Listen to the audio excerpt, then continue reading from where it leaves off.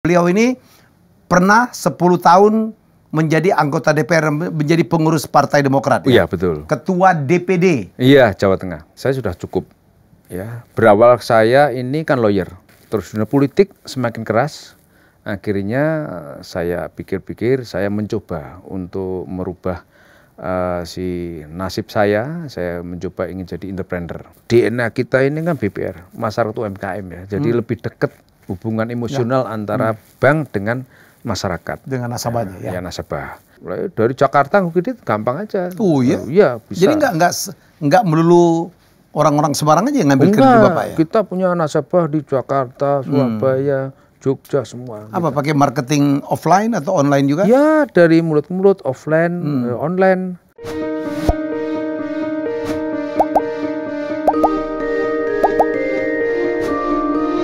Ya, saya sebenarnya baru kenal dengan tokoh satu ini. Tapi rasanya kok deket banget ngobrol, banyak kesamaan. Yang jelas beliau sangat sukses. Pernah berpolitik, pernah juga bekerja sebagai profesional, sebagai lawyer, dan sekarang sebagai pengusaha, pemilik salah satu BPR yang paling besar ya di Jawa Tengah. Tamu saya Profesor Dr. Subiakto SH MH. MM juga? Oke. Wah, kendek. Terima kasih sudah datang Pak Bi. Iya, terima kasih Bang Helmi. Jadi jauh-jauh datang dari Semarang ya? Oh iya. Wah, nyari waktunya susah. Susah, betul. Iya. Betul. Pak Bi sekarang memiliki BPR ya? Iya, betul. Di Jawa Tengah? Di Jawa Tengah. Di berapa Semarang. cabang? Di Semarang. Di Semarang. Cabang nggak banyak sih. Cuman kita sekarang ini kan lebih ke fokus di satu atap begitu aja. Ya. Jadi ada beberapa cabang, cuman tersentralisasi di Jalan Elang Raya nomor 99 Semarang. Dan saya dengar asetnya udah 1 triliun lebih? Udah lebih ini. Wow.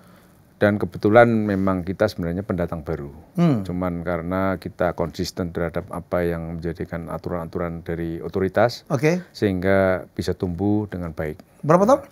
Ya, kalau efektif berdiri tahun 2008, terus tapi mengalami sebuah kemunduran di tahun 2016 setelah saya tidak jadi anggota Dewan DPR RI. Akhirnya saya tangani betul. Alhamdulillah dulunya di tahun 2015-16 itu masih peringkat ke-40. Sekarang sudah peringkat 1 di Kota Semarang. Wah. Iya. Keren, ini yang menarik. Iya. Kalau pemilik BPR saya udah kenal beberapa ya, Pak Alex, tadi Pak Hendy ya. Iya, tapi ini this is different karena beliau ini pernah 10 tahun menjadi anggota DPR, menjadi pengurus Partai Demokrat. Iya, betul. Ketua DPD. Iya, Jawa Tengah. Ya, jadi beliau diamanahkan oleh Pak SBY untuk mengembangkan Partai Demokrat di Jawa Tengah ya, Pak. Iya. Alhamdulillah waktu itu dapat mandat dari Pak SBY. Saya konsisten dengan apa yang menjadi tanggung jawab saya, kewajiban saya. Alhamdulillah kita bisa tembus termasuk menjadi 4 besar di Jawa Tengah. Jawa Tengah. Ya, sementara dia kandang banteng waktu itu, betul-betul kuat sekali. Tapi alhamdulillah kerja keras kita untuk cabang-cabang seluruh Jawa Tengah bisa sukses di Dewan 10 kursi. Di DPR? Di DPR Jawa Tengah. Ya, kalau di pusat lumayan, hampir itu bisa ada berapa itu? Termasuk Bapak ya ke DPR pusat ya? Waktu pertama enggak, saya pertama di provinsi. Ya, periode kedua saya di DPR pusat, DPR RI. Sekarang meninggalkan politik saya dengar. Oh iya, meninggalkan politik. Langsung jawab. Gitu. Ada apa Pak? Nah, jadi gini. Ada kekecewaan atau apa gitu? Bukan Bang Helmi. Jadi gini ya, saya sudah cukup. Ya, berawal saya ini kan lawyer. Dari tahun 2002 saya hijrah di politik.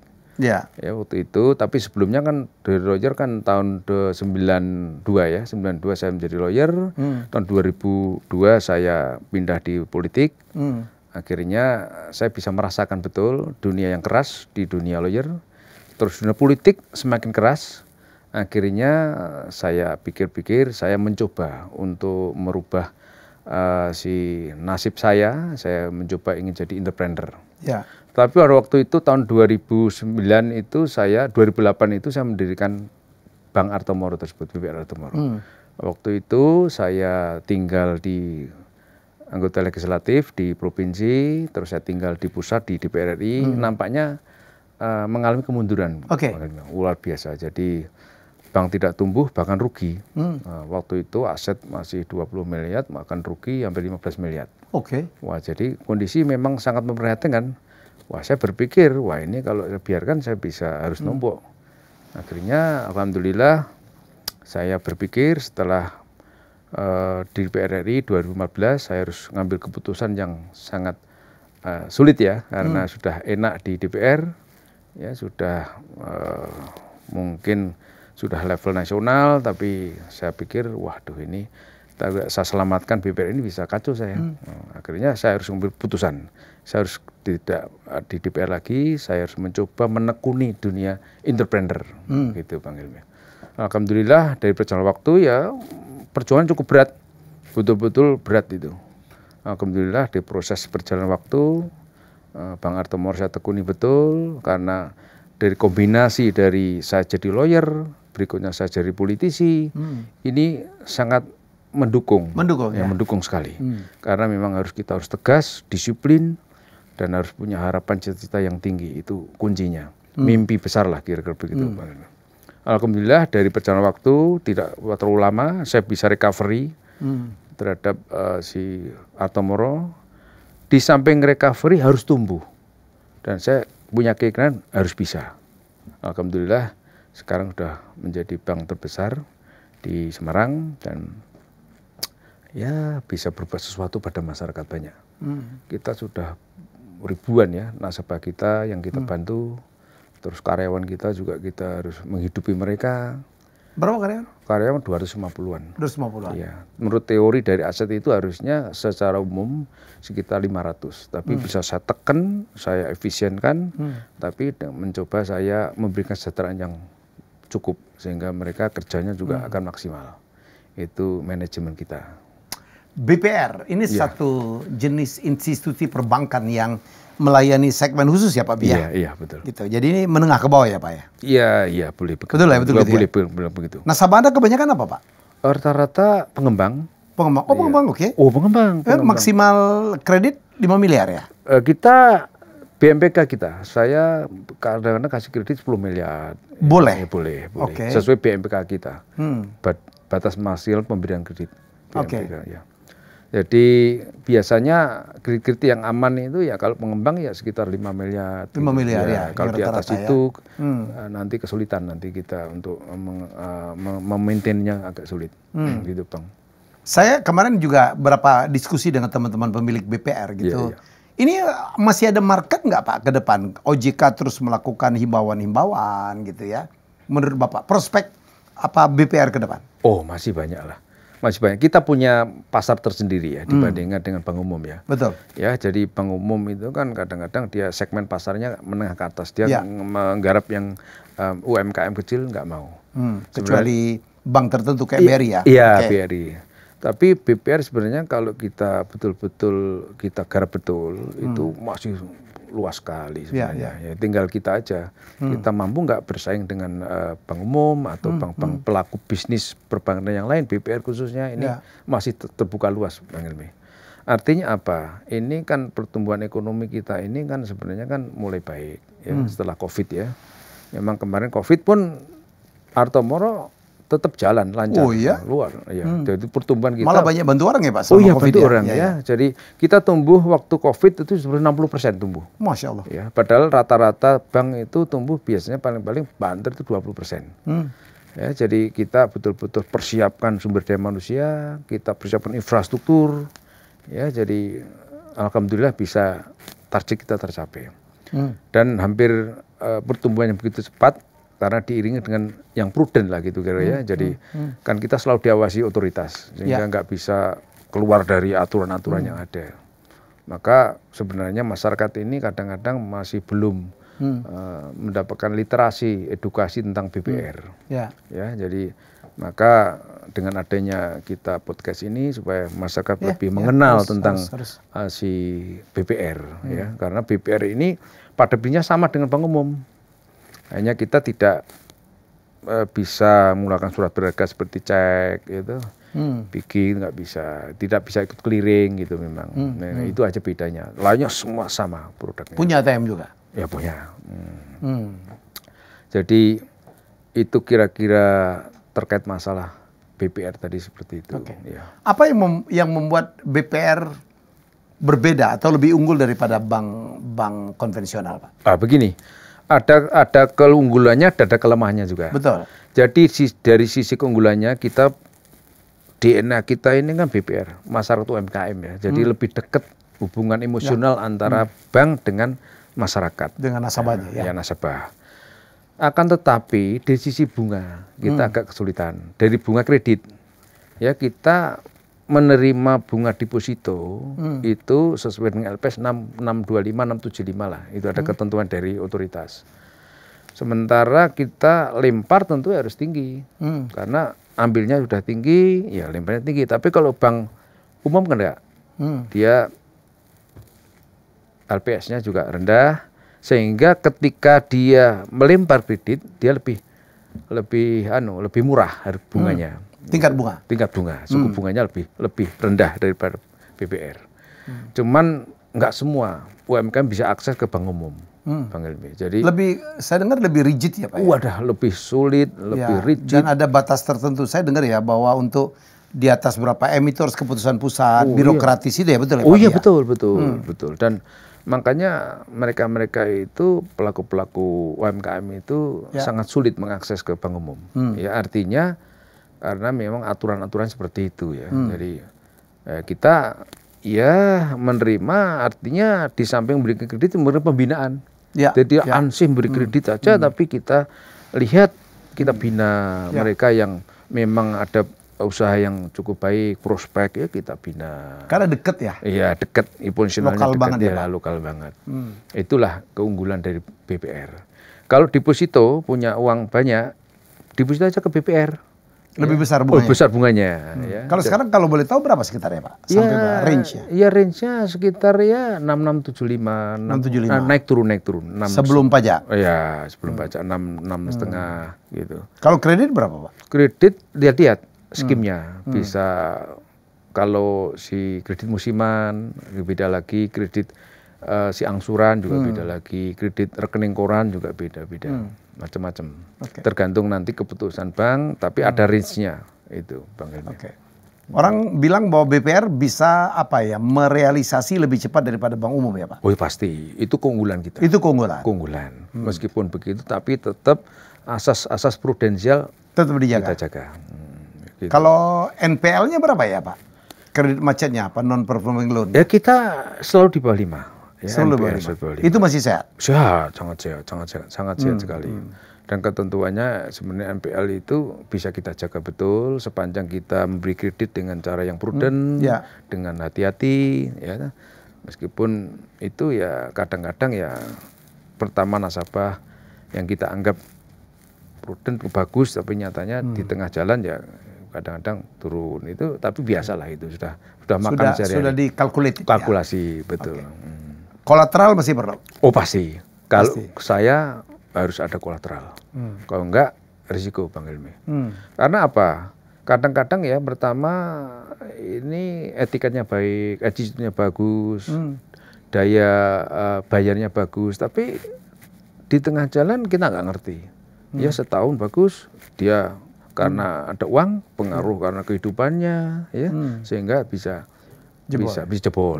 Maka kolateral sangat utama bagi kami, gitu, Bang Helmi. Ya menarik, Pak. Jadi Bapak totally nggak berpolitik sekarang? Oh enggak. Tapi memanfaatkan teman-teman politik iyalah ya. Oh iya, betul. Saya kenal beliau dari tokoh politik. Iya. Akbar Faisal. Iya, betul. Jadi gini, Bang, kalau kita cerita tentang politik ya, saya sudah berpolitik ya.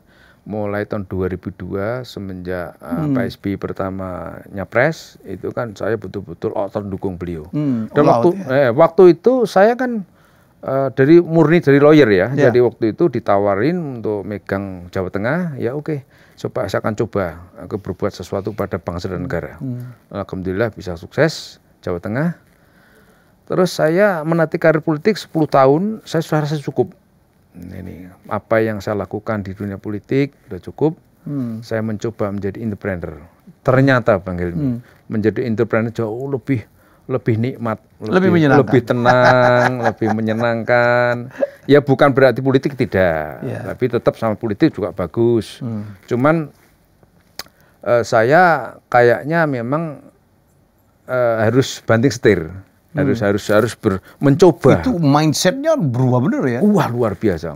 Dari anggota DPR itu kan enak sebenarnya, negur orang, wah negara dihormati, negur gubernur, semua dihormati, fasilitas cukup bagus, tapi saya harus mengambil keputusan yang sangat pahit, dan saat itu harus saya berani, harus mengambil keluar dari zona nyaman, harus keluar saya. Kalau begini terus, ya saya nanti nggak berkembang. Alhamdulillah, karena memang situasi. Ya di samping itu saya harus keluar dari zona nyaman dan situasi kondisi. Bank yang saya buat, yang saya dirikan itu mengalami sebuah kemerosotan yang luar biasa. Karena Bapak tinggal di posisi. Iya, tinggal itu. Kalau saya biarkan nanti saya bisa merugi banyak. Udah, aku harus betulkan, benahi itu. Karena saya sering dengar loh Pak. Karena dia berpolitik, jadi bisnisnya malah lancar, Pak. Kalau saya nggak mau gitu. Mau bisnis ya bisnis, politik itu aja, sehingga fokus. Makanya setelah alhamdulillah itu Bang Helmy ya, jadi dengan kondisi yang semacam ini, saya merasa enjoy, merasa tidak terkekang. Saya teman banyak, saya bisa menghidupi ratusan karyawan, belum keluarganya. Itu kebanggaan tersendiri dan kepuasan batin saya. Itu luar biasa. Jadi saya kalau di birokrat kan pagi harus siap-siap, harus sidang, harus ini bangun siang, mau olahraga, ya banyak traveling seperti Bang Helmy ini suka traveling. Kapan-kapan bisa berjoin ya traveling ke mana gitu. Itu paling nikmat itu. Gitu Bang Helmy. Usia Bapak ada 60? 60 saya. Pas 60. Jadi kami satu usia lah. Satu usia. Bapak meninggalkan politik, saya baru mau masuk politik. Mudah-mudahan sukses ya Bang Helmy. Lagi berjuang. Iya, nggak apa-apa. Bagus, politik bagus. Ya bagus, senang, menyenangkan juga. Jadi saya ini mualaf politik Pak. Oh gitu ya? Lah ya baru masuk lah, baru masuk politik. Mudah-mudahan nanti Bang Helmy bisa menjadi wakil rakyat yang betul-betul memperjuangkan Amin, Pak. Si kepentingan rakyat. Jadi kalau lihat track recordnya beliau dari pengacara ya, dulu kan penggiat anti korupsi juga Pak ya. Betul. Masuk ke DPR mestinya masih relevan tuh. Iya, betul. Masih nyambung ya. Iya, betul. Terus habis itu bisnis banting setir Bapak ya. Iya. Di bidang yang memang ekonomi ya. Iya. Dulu Bapak komisi berapa ya? Saya pertama di komisi 2. Selama 4 tahun. Terus saya juga selama itu di Badan Legislasi juga. Iya. Selanjutnya saya di tahun 4 saya pindah komisi 3. Bidang tengah hukum. Bidang hukum itu bidang Bapak ya mestinya? Iya, mestinya. Waktu itu. Alhamdulillah banyak produk-produk hukum yang kita hasilkan waktu di Badan Legislasi sehingga bisa mewarnai apa yang menjadi keinginan masyarakat. Gitu. Jadi saya pikir Bapak jadi menjalankan Arto Moro ini ya, jadi memang kan ada prudentnya ya Pak ya. Taat aturan, ada compliance-nya, itu sangat didukung oleh background Bapak sebagai seorang orang hukum ya Pak? Oh iya betul sekali, sangat mendukung sekali. Memang sebenarnya saya katakan tadi bahwa kombinasi antara dunia lawyer, dunia politik ini sangat mendukung sekali. Mendukung sekali Bang Helmy. Ini menjadi fundamental kesuksesan BPR Bapak ya? Iya betul, menjadikan sebuah amunisi dan menjadi sebuah spirit bahwa ternyata dibutuhkan mengelola sebuah usaha itu dibutuhkan konsisten. Apalagi bank ya. Iya, apalagi bank. Bank itu luar biasa. Compliance luar biasa. Iya, luar Uang biasa. orang ya Pak? Gimana Pak? Ya kan dana orang ya. Dana masyarakat. Kan mengelola dana masyarakat. Masyarakat. Kita harus main-main. Nggak boleh main. Bank itu unik. Tidak seperti usaha-usaha yang lain. Bank itu harus sustainable. Ya. Dan bicara kepercayaan. Ya. Kebetulan sampai detik ini ya, BPR seluruh Indonesia yang kita memang membangun gedung yang cukup representatif, dibilang ya mungkin ya paling nyaman lah gitu ya. Sementara ini ya mungkin barangkali tahun yang akan datang ada lagi yang lebih bagus. Tapi ini memang konsep saya, karena kita harus bukan trust, kepercayaan. Harus harus ini juga ya, harus obvious juga, harus terlihat ya, Iya, Pak ya? terlihat betul. Karena kan pelayanan. Ya. Kita layani dengan sebagai raja mereka, sebagai nasabah. Soal dulu kalau orang BPR itu dikira bank pasar gitu ya, Nah, Pak ya. ini. Zaman ruko di pasar-pasar tradisional. Saya udah datang ke kantor beliau. Wow gitu. Berapa lantai Pak kemarin? 9 lantai. 9 lantai, sangat mewah. Terutama ruangan kerja beliau. Jadi itu memang ini taktik dagang ya, promosi lah. Taktik dagang. Dan beliau menggunakan kendaraan-kendaraan yang mahal dan itu bagian dari kepercayaan ya Pak. Betul, kepercayaan betul. Sehingga kalau kita punya kantor yang kumuh seperti Bapak sampaikan tadi di ruko-ruko kecil, setuju. Itu bagaimana orang bisa percaya naruh dananya di tempat kita? Ya betul. Nah, akhirnya saya mencoba untuk membuat suatu terobosan baru yang tentunya alhamdulillah sangat memberikan apresiasi dari masyarakat, khususnya bagi nasabah-nasabah kita. Mereka percaya? Percaya, gitu Bang Helmi. Itu. Saya udah ke rumah beliau juga, waduh, ada koinya berapa?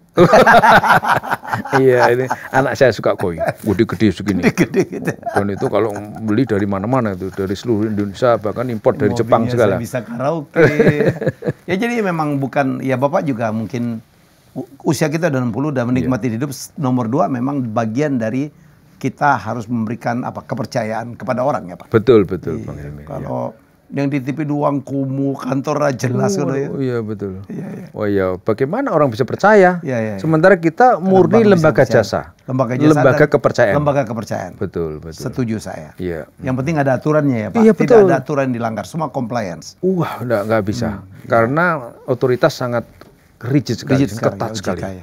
Ya, sangat ketat sekali dan terima kasih mereka melakukan pengawasan, pemeriksaan yang tentunya ya kita harus patuh dan taat aturan. Itu kuncinya di situ kalau ingin sukses. Pak, kalau saya lihat, kalau Bapak boleh barangkali sharing ya, apa kunci keberhasilan Bapak ya dari shifting ya, dari lawyer, profesional, ya kantor pengacara, anti korupsi, kemudian maju ke politik, ya nggak main-main ya 10 tahun jadi ketua DPD Partai Demokrat Jawa Tengah, ada main-main. Dan habis itu Bapak tinggal dan sekarang menseriusi bisnis perbankan terutama Pak, dan sekarang sukses. Apa Pak? Begini kuncinya? Pak, saya punya prinsip ya, kedisiplinan, kejujuran, dan optimis. Maka itulah insya Allah bisa tercapai apa yang kita inginkan. Disiplin, terus, gitu, terus kejujuran, ya, terus keseriusan. Ini penting.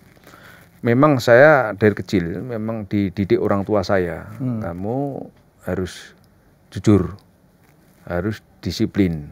Nah, ini kunci utama.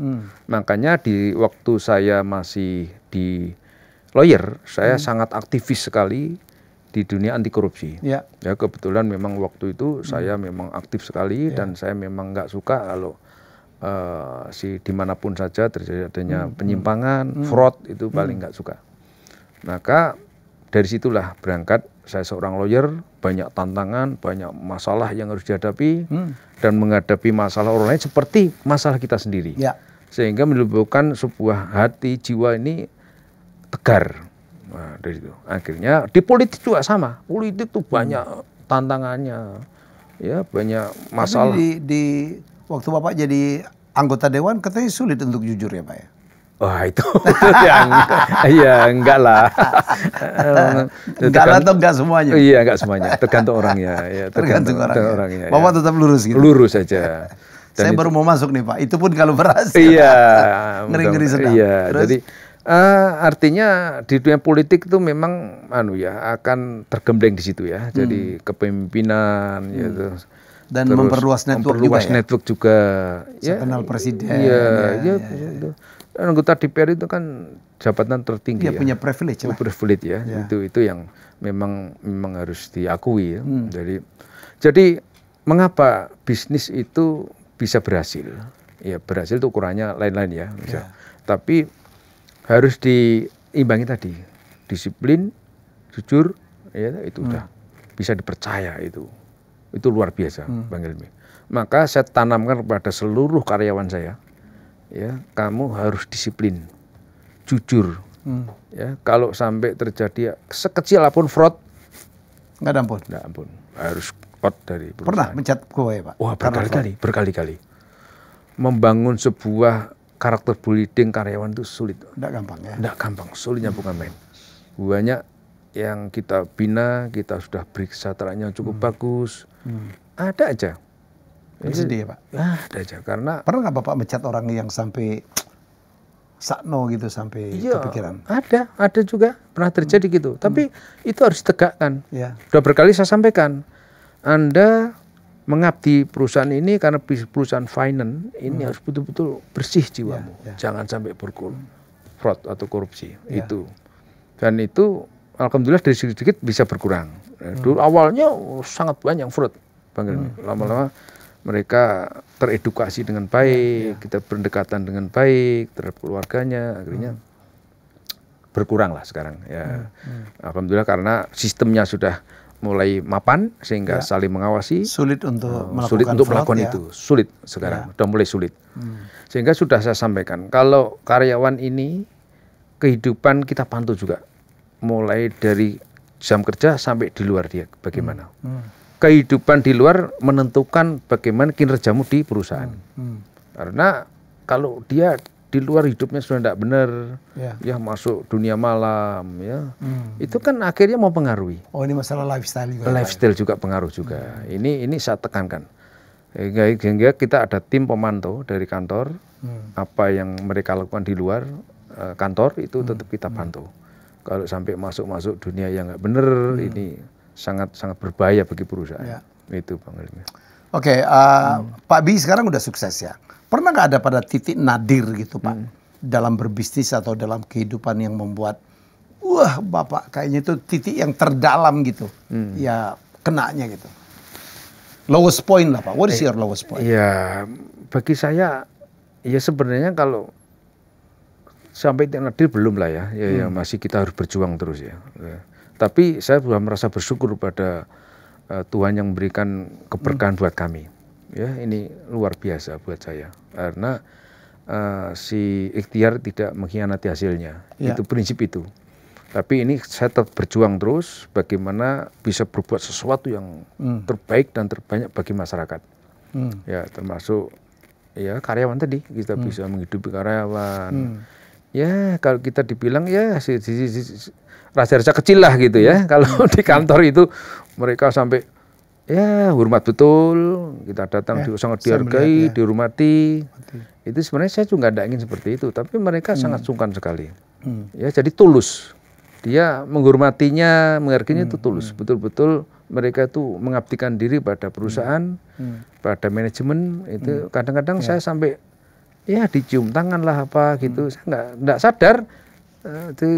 Pada orang lain juga begitu. Nah ini karena mereka sangat berterima kasih diberikan. Saya melihat itu. Ya melihat itu. Waktu saya berkunjung Bapak. Iya betul Bang Helmi. Tapi masa Bapak nggak pernah gagal ya dalam kehidupan atau dalam berbisnis? Wah itu gagal pasti Bang Helmi. Jadi proses mulai dari kebangkrutan menuju ke sekarang ini proses yang sungguh sulit. Sesulit apa Pak? Wah sulit luar biasa. Saya sampai waktu pada saat bank kita dinyatakan mau gagal oleh OJK, saya harus mempertanggungjawabkan uang yang halus yang hilang itu. Wah saya betul-betul shock betul. Akhirnya ya mau tidak mau harus kita ambil opsi ini, sehingga saya harus keluar dari dunia politik.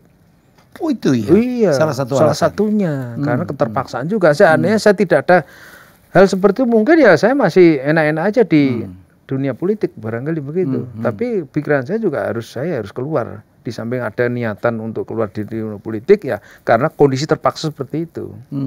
Ya itu di saat itulah masa-masa kritis saya. Jadi betul-betul mengalami kesulitan yang luar biasa. Saya tidak punya background perbankan, saya tidak punya background di dunia ekonomi.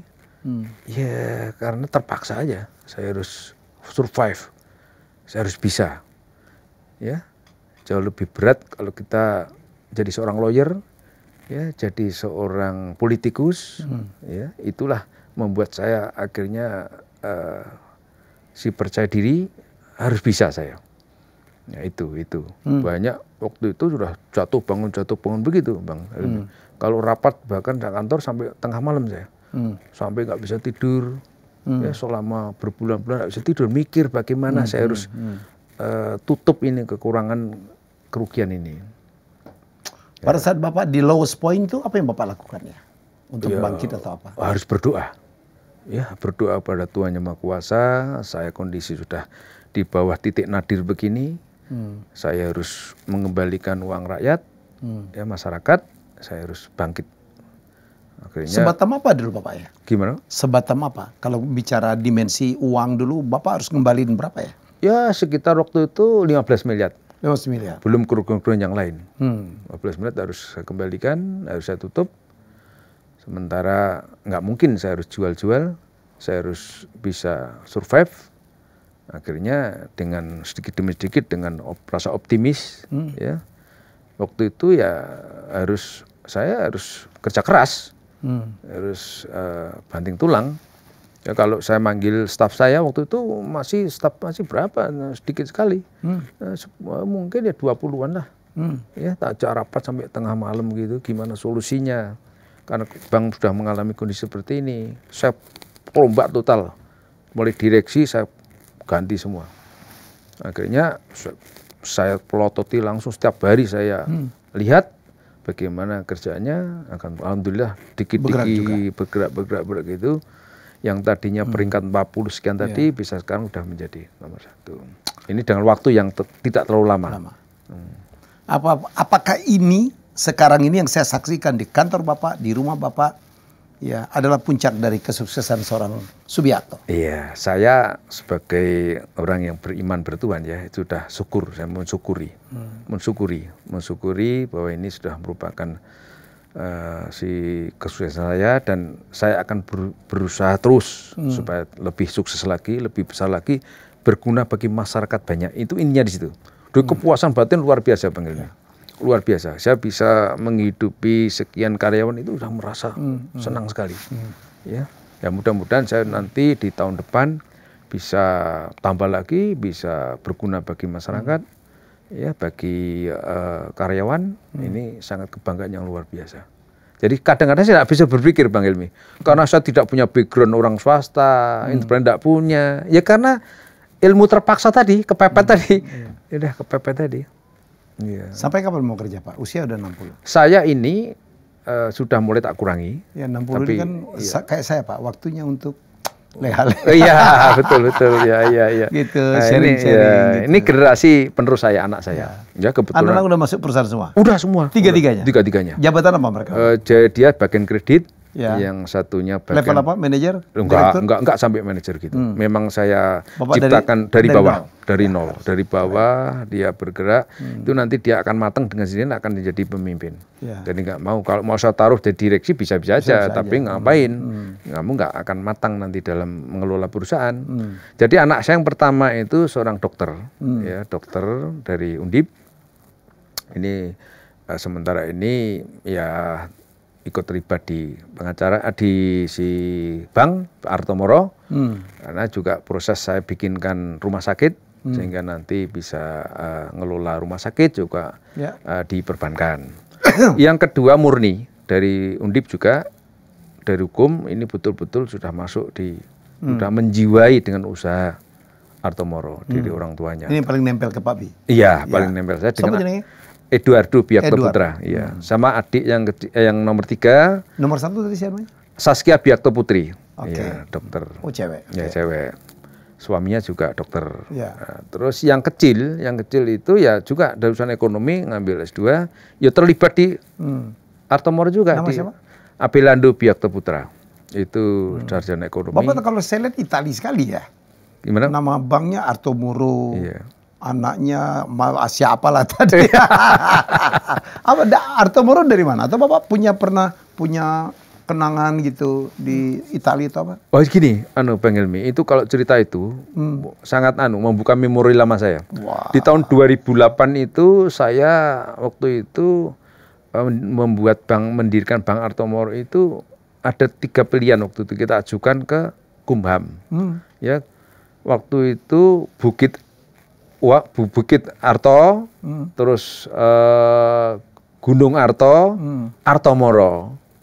Ya, ini bahasa Jawa ya Pak ya? Iya. Yang ke Italia, arto itu harta. Ya harta. Moro uang.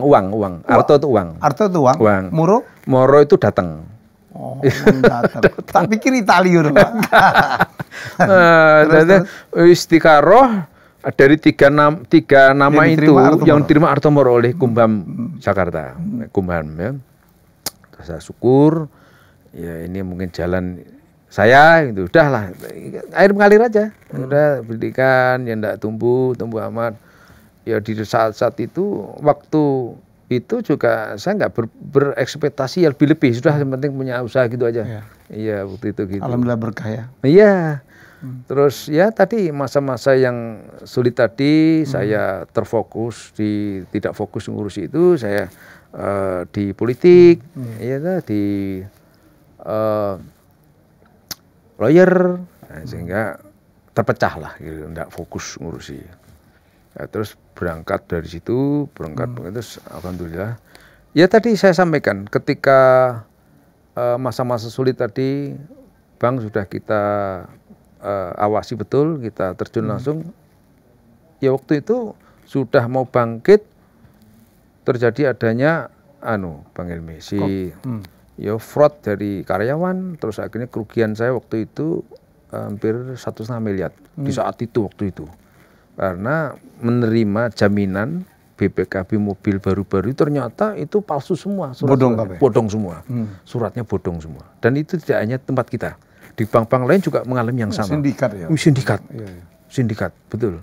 Jadi Bapak kena saya waktu itu. Terus lumayan, terus ya mencoba kita tagih, mencoba kita deketi, akhirnya ya enggak seberapa kembalinya. Dan sudah kita laporkan jalur hukum juga enggak ada penyelesaian juga. Gitu Bang. Iya. Tapi Pak B itu luar biasa ya. Iya. Sempat-sempatnya masih sekolah ya. Iya. Sekarang jadi profesor. Iya, profesor. Iya. Dapat dari siapa Pak? Dapat dari mana? Dari Unisula saya profesor. Jadi begini, Bang Helmi, saya itu memang dari kecil suka baca, suka ilmu. Ya, makanya anak-anak saya tekankan, kamu harus ilmu adalah merupakan modal untuk menuju keberhasilan, meskipun tidak mutlak. Ya, tapi akhirnya ya saya ikuti terus, air mengalir aja. Ya, jadi mulai S1, S2, S3. Bahkan saya ngambil S2 sama S3 itu hampir bersamaan. Ngambil manajemen sama doktor itu waktu itu bersamaan. Karena saya pikir ini harus saya kombinasi. Karena kebetulan saya ngelola bank ya, saya berusaha belajar tentang manajemen ekonomi gitu. Alhamdulillah belum lama ini saya dikukuhkan menjadi guru besar, profesor di Unisula. Ini juga sesuatu yang sangat saya syukuri dari keluarga saya. Bisa sharing ya. Iya. Pak, digitalisasi itu membuat disruption ya dalam beberapa bisnis, termasuk bisnis keuangan dan perbankan. Bagaimana persiapan Arto Moro gitu untuk menghadapi perubahan ya di luar sana, digitalisasi ya kan, milenial sudah ininya beda lagi memandang sumber-sumber pembiayaan. Menurut Pak, apa yang Pak Biakto sudah siap? Persiapan, sudah Bang Helmi. Jadi memang sebuah keniscayaan ya, bisnis perbankan itu harus diiringi dengan digitalisasi. Kita sudah punya produk-produk digitalisasi itu cukup baik lah ya sekarang ini. Jadi memang kita udah merekrut orang IT khusus ya. Jadi seperti kayak layanan-layanan yang tentunya jarak jauh, misalkan ambil kredit tidak harus ke kantor gitu. Terus ada KIP, terus misalkan karyawan harus tidak perlu absen datang ke kantor, sudah dari bisa semuanya. Jadi sekarang lebih mudah lah dengan digitalisasi itu, dan itu harus kita ikuti. Tanpa itu nggak akan ada perkembangan nanti. Makanya kita kan tidak buka kantor cabang aja banyak-banyak, karena nggak ada gunanya juga ya. Nggak ada gunanya. Setelah saya analisis itu malah justru biaya tinggi, cost tinggi. Sekarang ini saya lebih ke digitalisasi, misalkan mengajukan kredit itu mulai dari Jakarta kredit gampang aja. Iya bisa. Jadi nggak melulu orang-orang sembarang aja yang ngambil kredit Bapak ya. Kita punya nasabah di Jakarta, Surabaya, Jogja semua. Apa pakai marketing offline atau online juga? Ya dari mulut ke mulut, offline, online, semuanya Pak. Bisa kita lakukan. Makanya kita punya tim promosi yang capable. Beliau punya TV sendiri. Iya, jadi semuanya. Jadi kita nasabah kita banyak di luar Jawa ada gitu. Ada closing statement Pak, barangkali Bapak bisa memberikan sharing gitu, inspirasi supaya bisa sukses seperti seorang Profesor Subiakto. Begini ya, saya berharap generasi milenial ya, ini kan era-era globalisasi ya. Jadi jangan berpikir menjadi pegawai, ya jangan berpikir menjadi pejabat, jadilah seorang entrepreneur sehingga bangsa ini akan bangkit ketika didominasi oleh entrepreneur. Apapun jenis usahanya itu, dan dibutuhkan sebuah komitmen, kejujuran, kedisiplinan. Maka 3K ya, betapa indahnya kalau bangsa ini akan negara yang jadi negara yang maju ketika banyak entrepreneur. Sangat luar biasa, memberikan sumbangsih kepada negara luar biasa, entrepreneur itu. Makanya harus di Dan Bang Artumoro banyak di belakang pelaku UMKM ya. Oh, banyak sekali, Bang, banyak sekali. Rata-rata di situ jadinya Pak ya. Oh iya, jadi kalau kita boleh dibilang ya, kepada UMKM itu sangat mereka butuhkan pembiayaan itu. Banyak tukang-tukang bakso, pedagang keliling itu yang tadinya hanya punya satu gerobak bisa bertambah menjadi 10 gerobak, 20 gerobak. Banyak si warung-warung penyetan gitu pinggir jalan itu yang tadinya dia hanya satu cabang bisa banyak di cabang. Dan tapi uniknya begini Bang Helmi, kita itu setelah mereka itu kita bina menjadi nasabah kita, tapi kalau dia sudah berkembang, maju, dia lari ke bank umum, ya enggak apa-apa, udah risikonya enggak masalah. Gitu. Iya, kan kita harus membina mereka. Ya inilah kepuasan batin kita. Ada itu yang si warung penyet di pinggir jalan itu yang tadinya mau ambil kredit 1,5 miliar, susahnya bukan main, nggak bisa akses bank umum, ya kita terpaksa harus kita biayai. Setelah dia berkembang bisa beli ruko kemana-mana, dia cari bunga yang murah, lari ke bank umum, ya sudah nggak apa-apa, ya itu bentuk pengabdian kita. Gitu Bang Helmi. Luar biasa Pak Bi, senang saya menerima Pak Bi. Ya, semoga niat kita untuk traveling bareng ya. Ya, oke. Kapan itu? Itu yang saya tunggu-tunggu. Kita bisa bersenang-senang ya. Kita itu Pak Bi, saya bilang Pak Bi kita tuh work hard play hard. Waktu kerja bisa-bisan, tapi saatnya kita libur juga, ya nikmatin aja. Iya. Ya kan, kain kafan nggak ada sakunya. Wah, amin. Yang penting bekerja yang bermanfaat untuk orang ya Pak Bi ya. Iya. Terima kasih Pak Biakto, saya senang menjadi sahabat Anda.